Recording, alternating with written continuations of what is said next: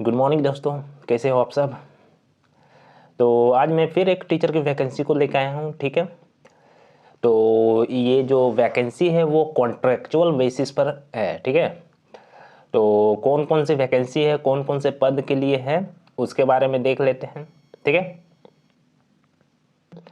और ये जो वैकेंसी है ये कॉन्ट्रैक्चुअल बेसिस पर है। ठीक है, तो आप जैसा कि यहाँ पर देख सकते हैं, पूर्णकालिक शिक्षक केवल महिला अभ्यर्थी के लिए गणित की पोस्ट है, पूर्णकालिक शिक्षक विज्ञान के लिए, पूर्णकालिक शिक्षक अंग्रेजी, संस्कृत और सामाजिक विज्ञान। ठीक है, और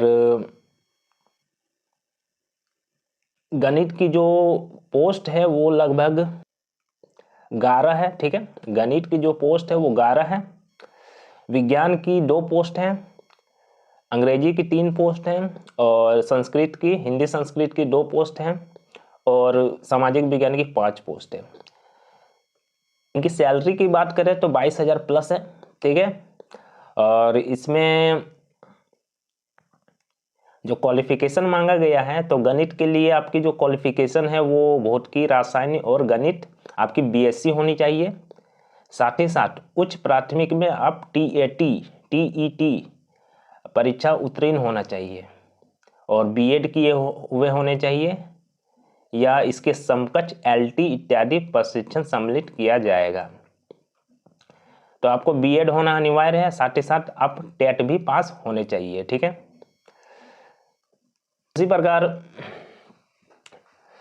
वनस्पति विज्ञान, उसी प्रकार विज्ञान के लिए वनस्पति विज्ञान, रासायनिक विज्ञान और जंतु विज्ञान से आप ग्रेजुएशन किए होने चाहिए, साथ ही साथ टेट होना चाहिए और बीएड भी आपका होना चाहिए। ठीक है, अंग्रेजी के लिए आपको अंग्रेजी विषय में स्नातक होना चाहिए यानी ग्रेजुएशन होना चाहिए और टेट पास होना चाहिए और बीएड होना चाहिए। हिंदी संस्कृत में भी वैसे ही हिंदी और संस्कृत से आपका स्नातक पूरा होना चाहिए और टेट और बीएड।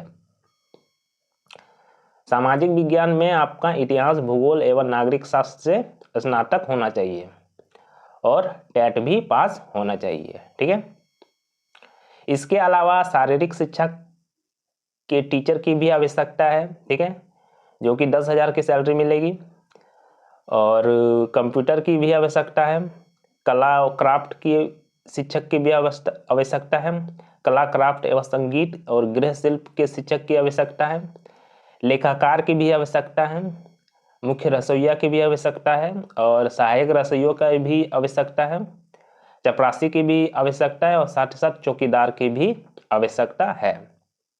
ठीक है, इसमें जो एज क्राइटेरिया है वो 25 से लेकर 45 वर्ष तक है। ठीक है, तो 45 साल तक के महिला जो है वो महिला अभ्यर्थी जो है वो अप्लाई कर सकते हैं।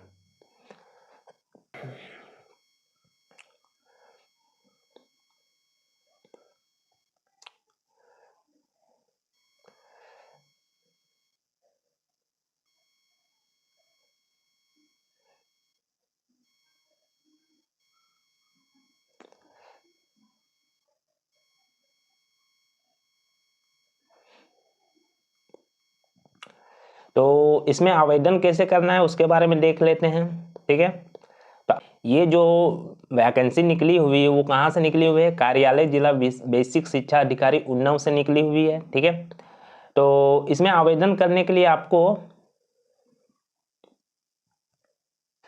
अगर आपको इसमें आवेदन करना है तो इसके लिए आपको डाक से आपके जो भी डॉक्यूमेंट है उसको भेजना पड़ेगा। ठीक है, तो आप यहाँ पर देख सकते हैं 13 कस्तूरबा गांधी आवासीय विद्यालयों में महिला अभ्यर्थी आवेदन पत्र आमंत्रित किए जाते हैं। इच्छुक अभ्यर्थी अपना आवेदन पत्र पंजीकृत डाक द्वारा कार्यालय जिला बेसिक शिक्षा अधिकारी, शिक्षा भवन निकट, जिला अधिकारी कार्यालय, जनपद उन्नाव, पिन कोड 205801 में आप इसको भेज सकते हैं। ठीक है, तो इसको कब तक भेजना है? देखिए 22 फरवरी, देखिए इसको कब तक भेजना है? 22 फरवरी 2024 की संध्या 5 बजे तक निर्धारित शर्तों के अधीन प्रेषित कर सकते हैं। पंजीकृत डाक के अतिरिक्त अन्य किसी माध्यम से प्राप्त आवेदन पत्रों पर विचार नहीं किया जाएगा। तो आपको सिर्फ और सिर्फ पंजीकृत डाक से ही, यानी कि रजिस्टर्ड डाक से ही आपको भेजना पड़ेगा। तो जो महिला अभ्यर्थी इसके लिए एलिजिबल है तो उसको वो इस पते पर भेज सकते हैं। ठीक है।